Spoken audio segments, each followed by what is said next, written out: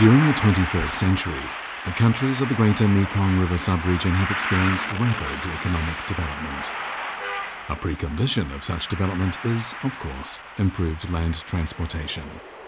And with this in mind, countries in the Greater Mekong sub-region have been working on building a pathway for economic communication. Already, several highways and railways connecting the countries in the region have been completed, and some are already fully in use. These transportation routes, stretching across the region like ribbons, are bringing the 6 countries of the sub-region closer together.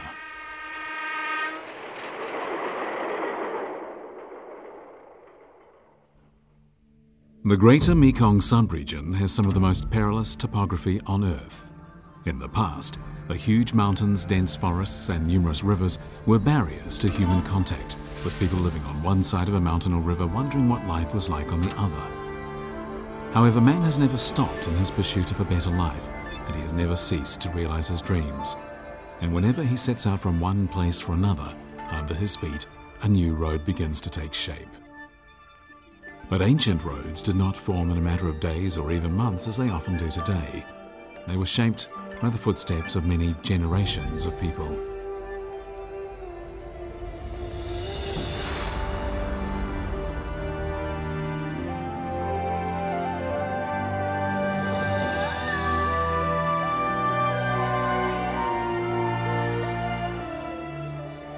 In early February, both sides of the Lantang River are clothed in a beautiful fresh green. This is the harvesting season, and as the farmers work in their fields of tea trees, work songs drift through the fragrant air. Not every place along the Lantang River is suitable for growing tea, but Pu'er and Dali in the middle reaches of the river are ideal. To make transporting the tea more convenient, people press the tea leaves into solid tea cakes. They then ship the tea cakes by horses and mules to the plateau in the river's upper reaches and the plain in its lower reaches. The tea was traded for horses and cloth, both of which were greatly needed in the tea-growing areas. Over time, a route took shape that became known to history as the Tea and Horse Caravan Road. 大年初一要出门，哎呦，我的小心肝，3月落了，我的小心肝。The ancient Tea and Horse Caravan Road begins from the Lantang River, and from there it leads off in many directions, northwest through the Himalayas to Tibet and further on into India and Nepal, eastward across the Hangduan Mountains into China's Sichuan province and the Central Plains, and southward through tropical rainforests to Myanmar, Vietnam, Laos and Thailand. As the road is actually a cobweb of routes, even today no one can be sure just how many pathways made up the Tea and Horse Caravan Road of ancient times. In the town of Weishan, a small town in China's Yunnan province that lies on the ancient Tea and Horse Caravan Road, the Li family hotel is very famous. During the years when the road was very busy, every person passing through this town knew it well.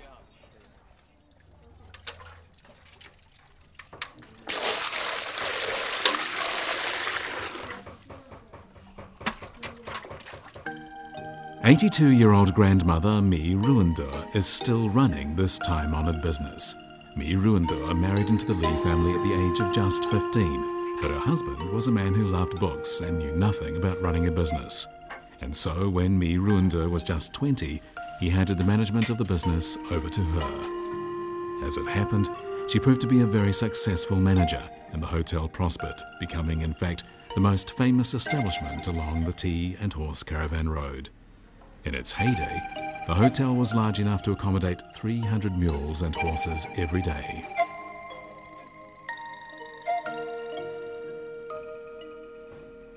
我这个地方嘛是刚贸然说出了嘛，刚贸然说出我们这个是多模帮一个多模帮的人，咱们记着些说，他们出去找货回来嘛，吃饭，饭吃掉嘛，就上楼上去了，开始娱乐了。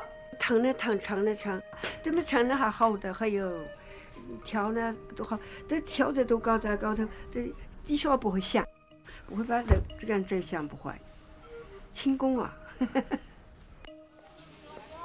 In the year AD 649, Xi Nuluo founded the kingdom of Damang in Weishan, thus making the town the birthplace of the later Nanzhao dynasty, which he also founded.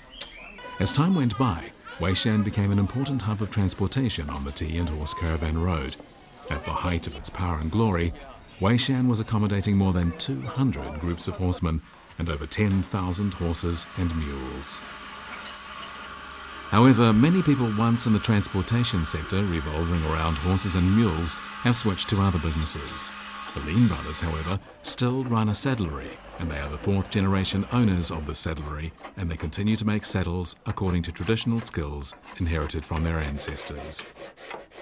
While one of their saddles is relatively small, numerous steps are involved in making one in their traditional way, especially as the ancestral rules they adhere to require that they use no nails or glue at all.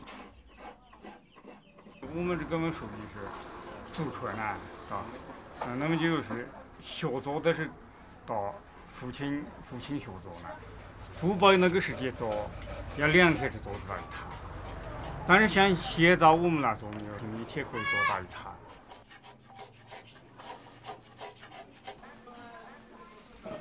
Although the tea and horse caravan road has been replaced by highways and today not many people here have horses, Weishan still has shops making and selling gear for horses, and these shops help make the town unique.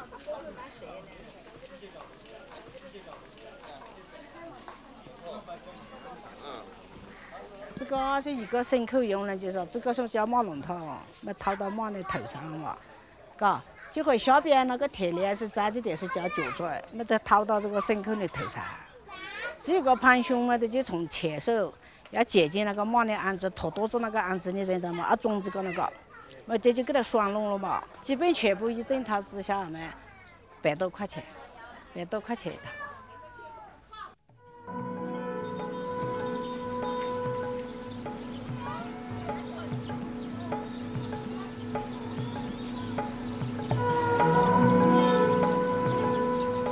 Not far from the township of Weishan, there is an ancient village called East Lianhua, where all the residents are Muslims. In the heyday of the tea and horse caravan road, this village was the home of several very large Muslim caravan groups. The Muslim traders based here were known to be smart businessmen, and their footprints could be seen all the way from the lower reaches of the Lantang River to Southeast Asia.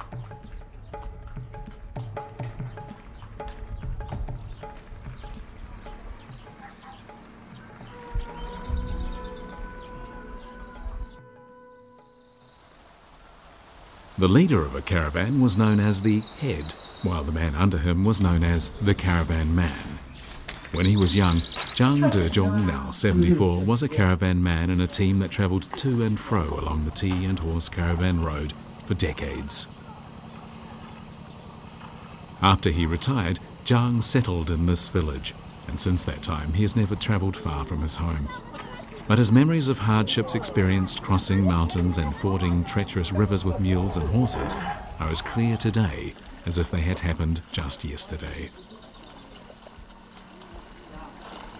路不好走，路嘛就是过去嘛就是那个马路嘛，上坡下坎，多脚坑相当多，7、8月就是一脚一个坑坑，啊，那个是一个坑坑就是大起这些了，就是。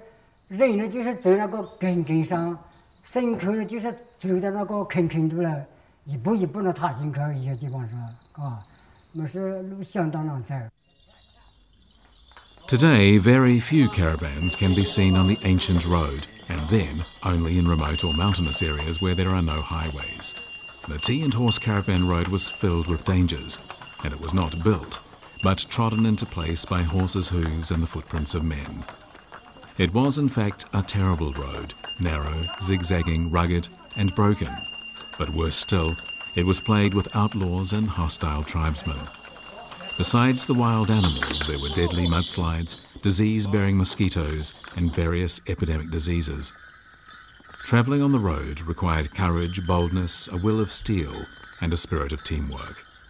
Essentially, the men in the caravans had to be both businessmen and adventurers rolled into one.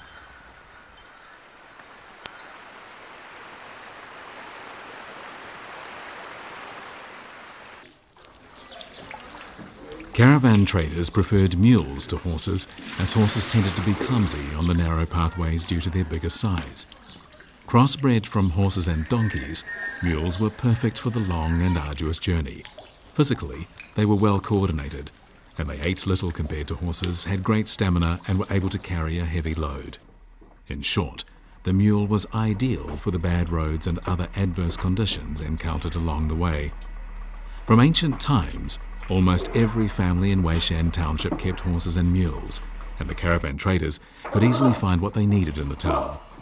Today, while the tea and horse caravan road is no longer in use, Weishan Township still maintains a busy horse and mule market that has a big turnover.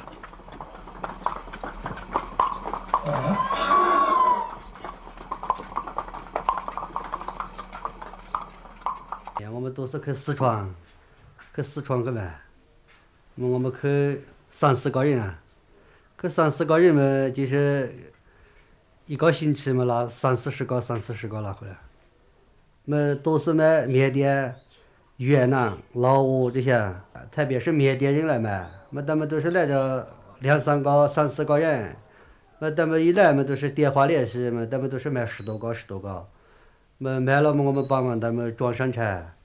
装上车后嘛，他们一堆我们去，嘛他们这个是比较麻烦，他们拿的是缅币，主要是，嘛我们要把它换成这个人民币，嘛我们要到他们去换，啊，去银行里面换。好头，相当贵，这批要5000上人。啊，不行，我嘛水发好，木艺好，四种也好，你看，呀3600亿。Today, of course, few people buy horses and mules for transportation purposes, as they have motor vehicles and highways to use them on. When he was young, Zhang Lipu's grandfather enjoyed considerable renown as a caravan head, and Zhang Lipu too ended up in the transportation business. But unlike the older man, his business was to revolve around motor vehicles.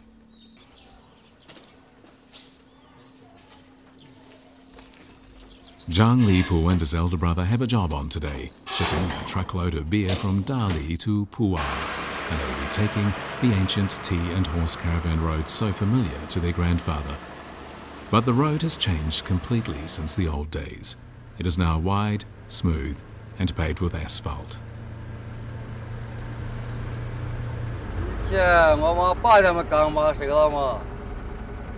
往东莲花刚马出来，直接到这个县机场要走1天的时候，反正不搞点就是一个站口嘛，县机场上，在这注意晚上，现在我们开车嘛就快了，我们东莲花出来到县机场最多就要半个小时。要跳就跳3多脚，跳出黄灰走白又来，20岁来谁细数再来摇。回大哥，咱们来大哥。